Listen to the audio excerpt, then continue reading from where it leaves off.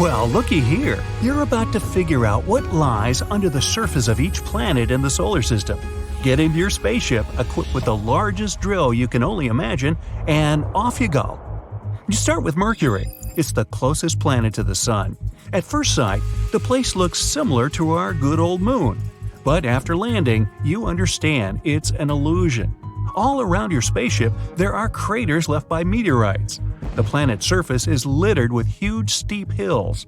Some of them are 2 miles high and stretch for hundreds of miles. You start drilling and immediately understand it's going to be tough. Mercury is the second densest planet in the solar system, topped only by Earth. The planet's outer shell is 250 miles of solid crust and rocky mantle. After getting through it, you see Mercury's metallic core. It takes up almost 85% of the planet's volume and contains more iron than any other planet we know about. You don't need to drill anymore, the outer core is liquid. But once you reach the solid inner core, you have to switch that drill on again. The next planet you're going to explore is Venus. It's the hottest planet in the solar system. The average temperatures there are high enough to melt lead. The pressure on the planet is 90 times greater than that on Earth. Your spacecraft is traveling through thick clouds of sulfuric acid. Venus's surface is reddish-brown and extremely dry. You land in the middle of a flat, smooth plain. Plains like this cover 2/3 of the planet's surface. Well, you get down to work. The drill starts moving through the crust. It consists mostly of basalt and is almost 12 miles wide. The next layer is a molten rocky mantle. After some time, you get the feeling it'll never end. No wonder, it's 1,200 miles thick. Finally, you arrive at the planet's metallic iron core. It's huge, twice wider than the mantle. See that blue sphere slightly to the left? It's Earth! How about you skip it for the moment and get back to it later? Right now, Mars sounds so much more exciting. Whew! The place is freezing cold. The temperature is minus 80 degrees Fahrenheit. The planet looks reddish, and as soon as you make your first step on its surface, it becomes clear why. The ground's covered with rusty-colored dust. Its fine particles are also floating in the air around you. In most places, that dust layer is 7 feet thick. You start drilling through the planet's thin crust. It's made up of volcanic basalt rock. Pretty soon, you reach the mantle. It's composed of oxygen, silicates, and other minerals, something like a soft, rocky toothpaste. The red planet's mantle is much thinner than Earth's. It's 1,100 miles thick at most. You feel that the drill begins to move a bit differently. Must be the core. It's made mostly of iron, nickel, and sulfur and is between 900 and 1,200 miles across. And unlike Earth's core, it doesn't move. Time to visit the largest planet of the solar system, Jupiter. Almost 1,300 Earths could fit into this huge thing. It's also alarmingly hot, about 43,000 degrees at the core.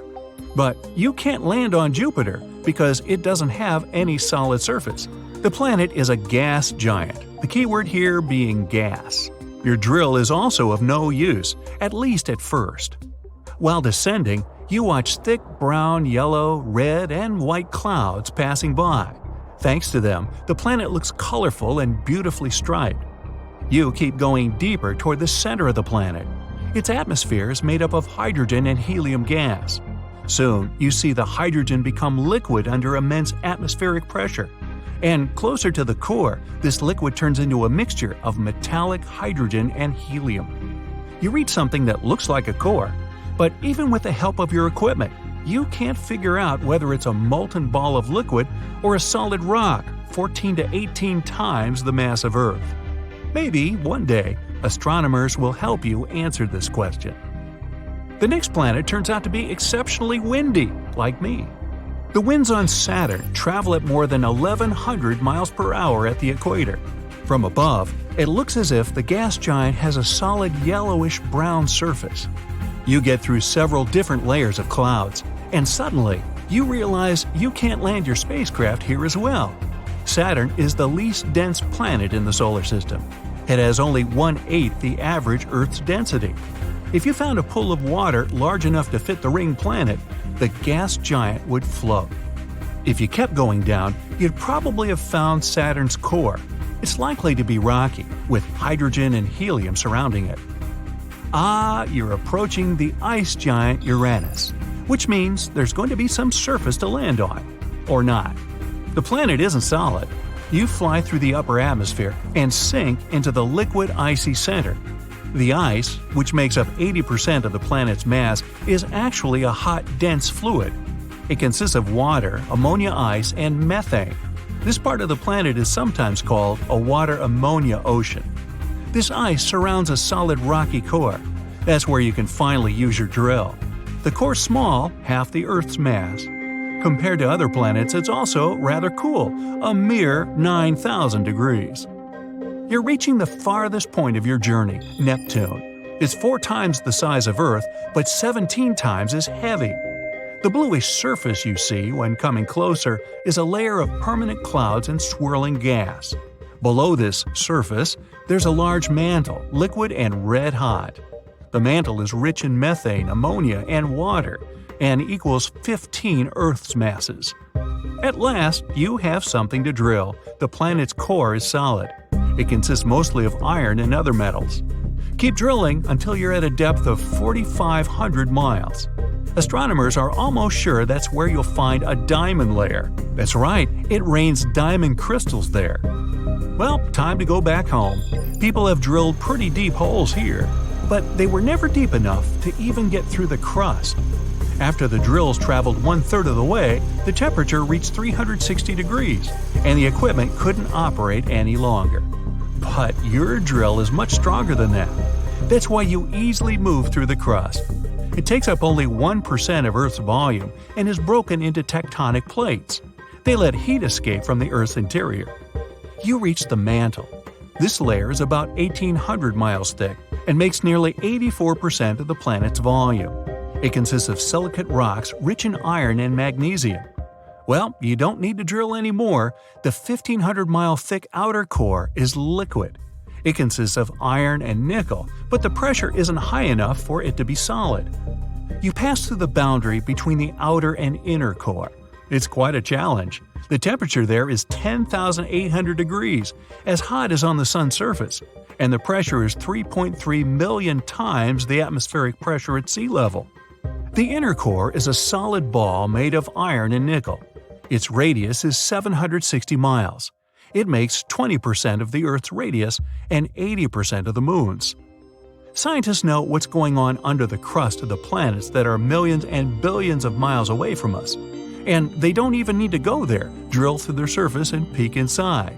They combine information about the planet's density, magnetic field, mountain ranges, heat, and seismic activity to make their smart assumptions. For example, Earth's magnetic field shields us and the atmosphere from solar flares and solar winds. Scientists believe that it exists thanks to a hot iron core inside the planet. It rotates and generates invisible protection, like an enormous scorching hot dynamo. And this magnetic field is way stronger than that on Mars. It probably means that something happened to the red planet's core. Maybe it cooled down and kinda switched off. Or maybe there wasn't any magnetic field to begin with. There are loads of active volcanoes on Earth's surface.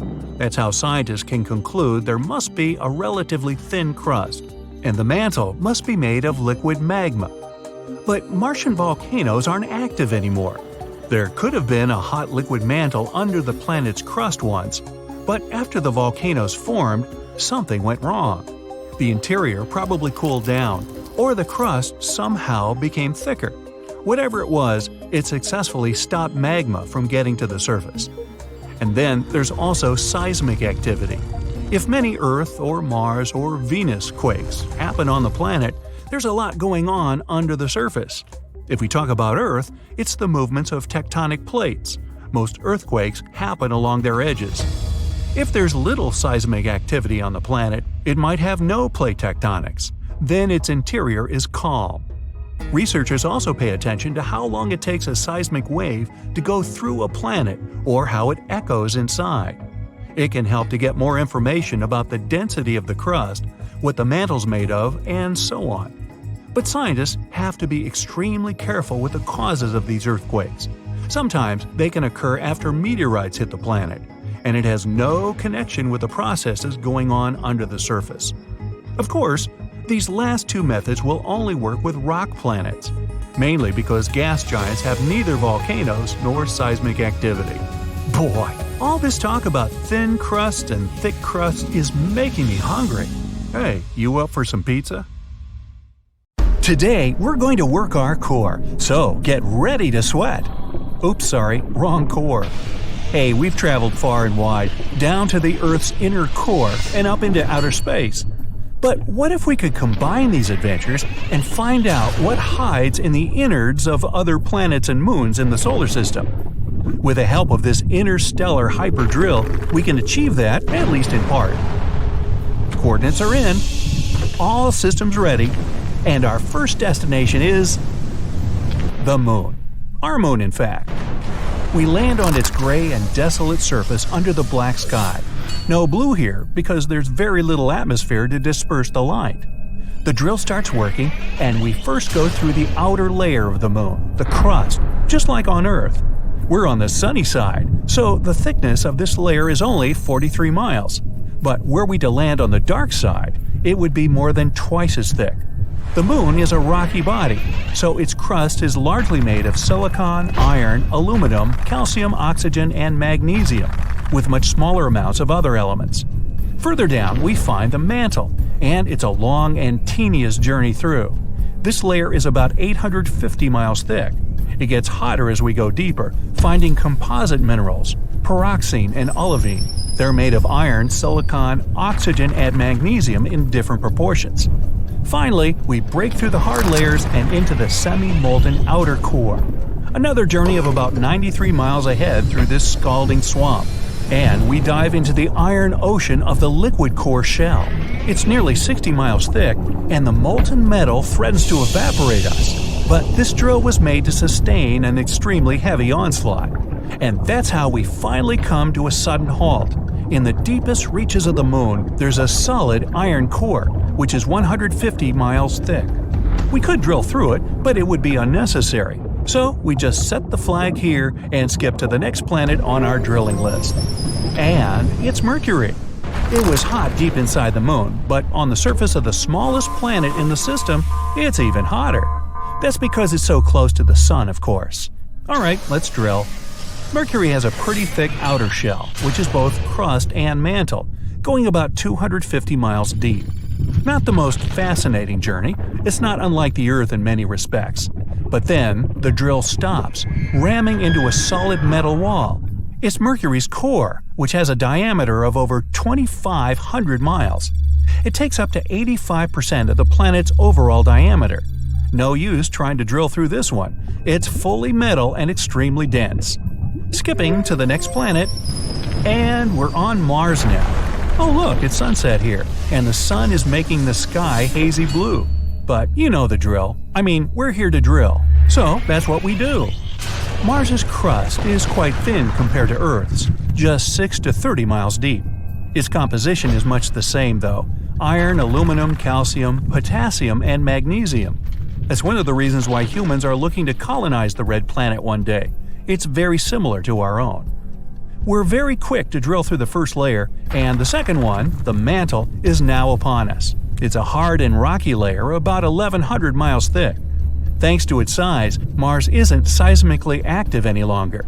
There's simply no magma boiling close underneath the surface of the planet, making it silent and docile. It's a long dig, but we finally come to a screeching halt, bumping into the core. A ball of iron, nickel, and sulfur with a diameter of 2,000 to 2,600 miles. This core is bigger than that of Mercury, but the planet itself is larger too, so it figures. Okay then, our next stop is even more interesting, because it's Jupiter. This gas giant has a mass twice that of all the other planets in the solar system combined. And we landed right in the middle of an ocean. The ocean, I dare say, it's the largest one in the whole system, and it's made of liquid hydrogen. The drill goes smoothly through the surface of the planet because there's no rock or hard metal here, only gas and liquid. But the shaking, yikes! The pressure on this planet is more than just huge, it's unimaginable. The drill is barely able to withstand it, and as it's going deeper, the pressure's becoming higher too. We've reached Jupiter's core, and it's nearly too much to bear. The temperature here is about 90,000 degrees Fahrenheit, and the core itself is not solid but liquid as well, kept together by the immense pressure from all sides. The drill starts to rattle. Bad sign. Let's get out of here before it breaks. Whew! No winds, no pressure, no heat. All around us is a vast icy wasteland, crisscrossed by ridges and reddish bands. It's Europa, one of Jupiter's most promising moons. As we drill through the ice, let me explain. Europa is one of the candidates to have extraterrestrial life in the solar system, and it can be found right beneath the icy shell through which we're now digging. It's only 10 to 15 miles thick, while down below is an enormous saltwater ocean, twice bigger than all of Earth's oceans combined. The deepest point on Earth is Challenger Deep, and it's a bit over 6 miles down. The ocean on Europa, on the other hand, can be up to 100 miles deep.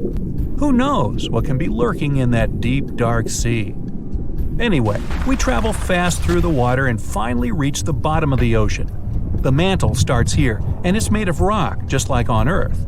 And not much deeper in, we find the metal core of the moon. Europa is a little smaller than Earth's moon, so it's no surprise we reach its center pretty fast. Okay, skip drive on. Let's go further. Oh, I'd rather we drill in as fast as we can. Just look around, it's blazing here. We're definitely on Io, another moon of Jupiter, and the most volcanically active world in the solar system. Look, that volcano is twice the size of Everest, and it's erupting right now. Thankfully, we're under Io's surface already, but that's not to say we're safe. It's all molten down here too, mostly yellow and brownish hue, due to the huge amounts of sulfur. The stench must be horrible. Anyway, the most peculiar feature is that both inside and outside, everything's always on the move on Io. Jupiter and its other moons create tremendous tidal forces, making the surface of Io swell over 300 feet up and down. Like the largest tsunamis on Earth, only here it's not water but rock. The deeper we go, the calmer it gets though, until we're finally at the iron core. It's still hot here, but at least there's no shaking and swelling like above. Let's put up another flag and go to the next point.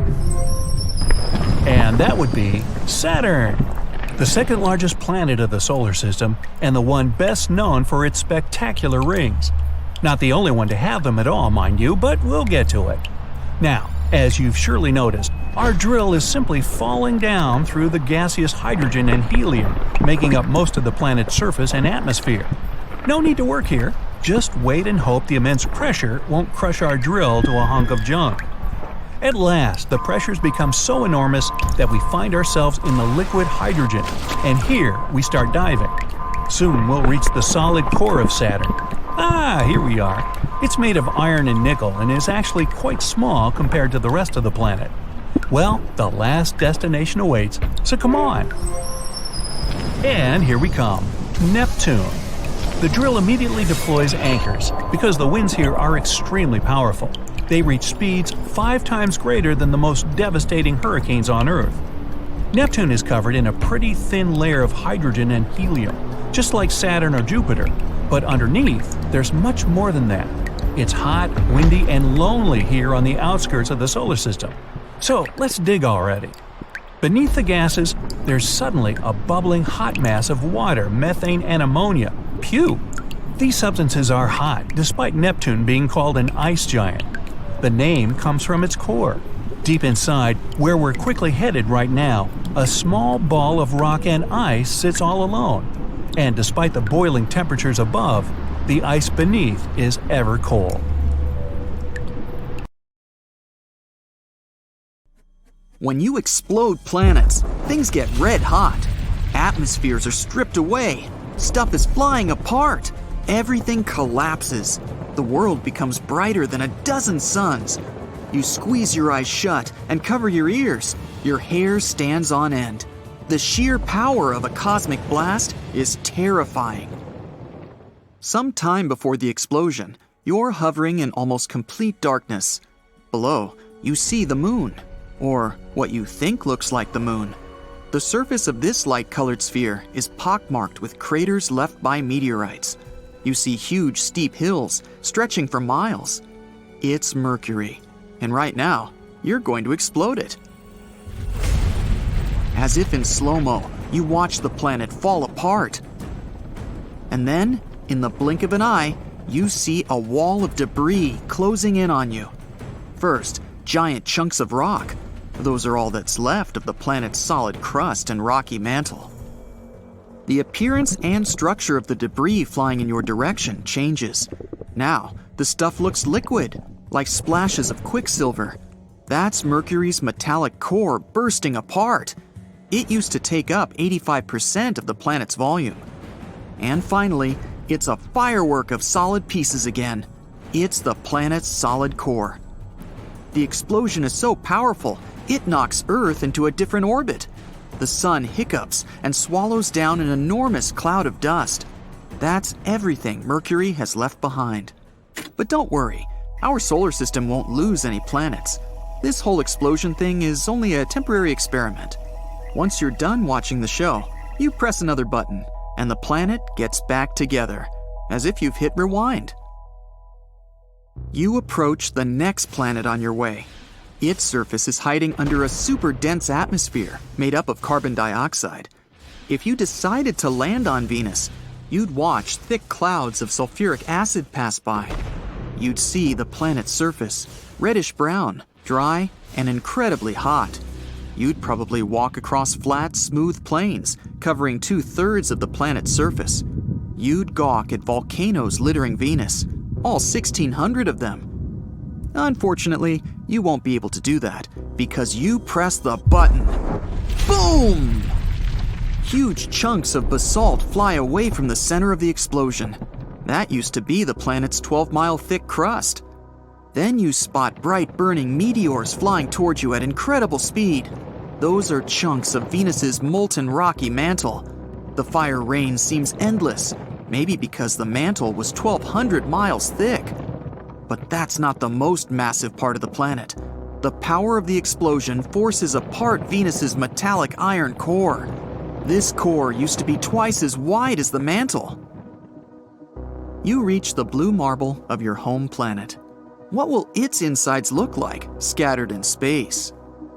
From above, Earth looks pretty. 71% of its surface is blue, because of all that water, seas and oceans. There are also areas of green, yellow, and brown and white swirls. You press the button. The planet bursts apart in a hailstorm of rocks. They're what's left from Earth's thin crust and much, much thicker mantle. It used to take up nearly 84% of the entire planet's volume. You see the rocky rain change into something way more liquid. It's scorching hot iron and nickel that used to make up Earth's outer core. The metals weren't under enough pressure to be solid. The bang is so powerful that it takes apart Earth's inner core. It used to be a solid ball of iron and nickel. After the pieces fly apart, they follow their own orbits around the sun. The most massive chunks crash into the moon, and some travel further and get swallowed by our star. You can't linger. The red planet is waiting for you. The surface of Mars is covered with rusty-colored dust. The thickness of the dust layer varies from area to area, but in most places, it's 7 feet thick. The ground is colored gold, brown, tan, and even greenish. The hue depends on the minerals that make up the soil. The planet's surface is rocky. It's covered with dry lake beds, craters, volcanoes, and canyons. Bang! Mars is a rocky planet. You have to dodge mountain-sized chunks of crust made up of volcanic basalt rock. What you see next looks as if you've blown up huge amounts of soft, rocky toothpaste. That used to be Mars's mantle, composed of oxygen, silicates, and other minerals. And then, the flying pieces get solid again. Ah, it's the planet's core's turn. It was solid, made mostly of iron, nickel, and sulfur. Billions and trillions of fragments of all sizes, from a small moon to pieces several feet wide, get launched in all directions. But only very few parts have enough momentum to leave the solar system. The whole event slightly changes Earth's orbit, and the temperature on our planet goes up by 18 degrees Fahrenheit. You leave rocky planets behind and close in on the first gas giant on your way. It's Jupiter. Thick brown, yellow, red, and white clouds hide its surface. They make the planet look colorful and beautifully striped. You hit the button. This time the view is different. Instead of chunks of solid crust, you see jet streams of gas accelerating from the planet's center. It's what used to be Jupiter's atmosphere, made up of hydrogen and helium gas. In no time, the matter hurtling away to space turns liquid. That's hydrogen changing its form under immense atmospheric pressure closer to the center of the planet. A bit later, the liquid is already a mixture of metallic hydrogen and helium. And finally, something solid. It was probably Jupiter's core, 14 to 18 times the mass of Earth. The gas giant's diameter was about 90,000 miles, but the blast lasts no more than half a second. The explosion of Jupiter is so strong, it evaporates smaller planets like Mars and Earth. The Sun remains pretty much untouched. It gets hotter and kinda unstable for a bit, but it doesn't last long. The next gas giant on your way is Saturn. At first sight, it looks as if the planet has a surface. The seemingly solid yellowish-brown sphere is surrounded by layers of clouds. Saturn's trademark rings are awesome and colorful: gray, beige, and tan. They're actually groups of tiny ringlets that are made up of floating chunks of water, ice, rocks, and dust. These chunks range in size from specks to massive skyscraper-sized pieces. While orbiting Saturn, they keep colliding, and larger pieces get shattered. You're surprised to see that the rings aren't perfectly round. They have bends caused by the gravitational pull from the nearby moons. 53 of them are confirmed. Titan, an icy world bigger than our moon and even Mercury, is the largest. What you see looks eerily similar to what happened when you exploded Jupiter. There's only one difference.